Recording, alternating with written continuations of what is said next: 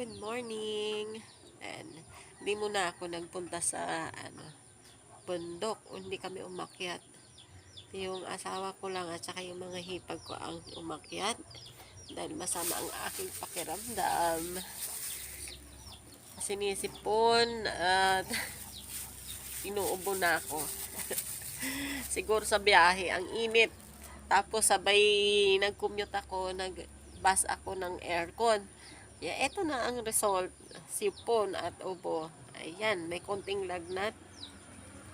Masakit din yung batok. Tsaka katawan ko. O, kape muna tayo. Ayan.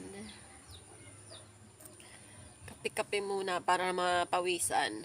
Kasi hindi ako makaano doon sa taniman. Ayan. Bye-bye po muna.